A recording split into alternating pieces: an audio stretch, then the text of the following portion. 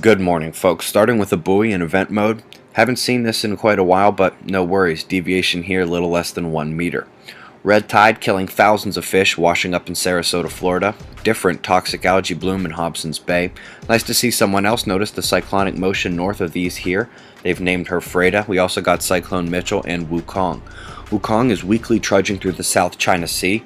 Cyclone Freda is pounding the Solomon Islands and is beautifully developed here in the enhanced infrared. While Mitchell is not expected to make landfall in Western Australia, the shear has already begun. Perth begging for that rain, anything to cool you guys down, huh?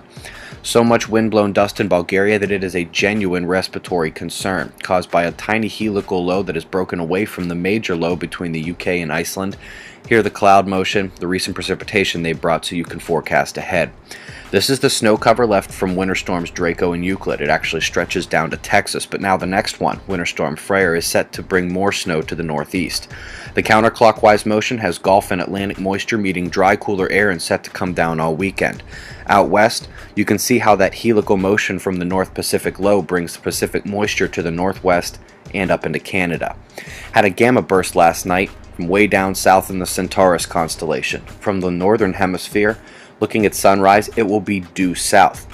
Well, let's say that you don't live up here, you live in Australia or New Zealand. Right now, southerners have Centaurus in the sky nearly all day and night.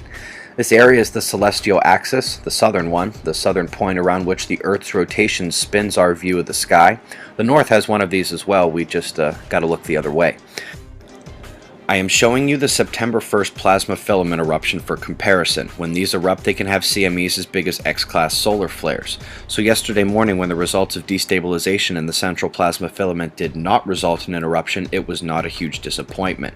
Looking closely, we see it dive back down into the sun and murky up the corona slightly, rather than ripping away and causing a solar tsunami and reconnection loops, those arcs of a hydro flare.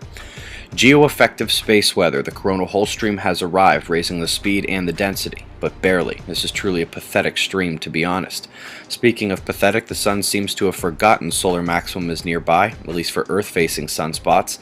They come, and even if they have magnetic complexity, they tend to crumble. To the right side, you will see the eruption here, coming off the backside on SOHO. Just over the edge and turning away is that former triangular active region that caught stage fright last week facing Earth.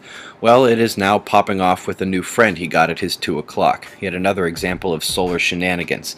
In today's comment section, I challenge those who have been here a while to comment on just how long I've been railing on this lack of Earth-side flares. Getting everyone up to speed. And Billy and Stone, when did we first discuss this? November 2011?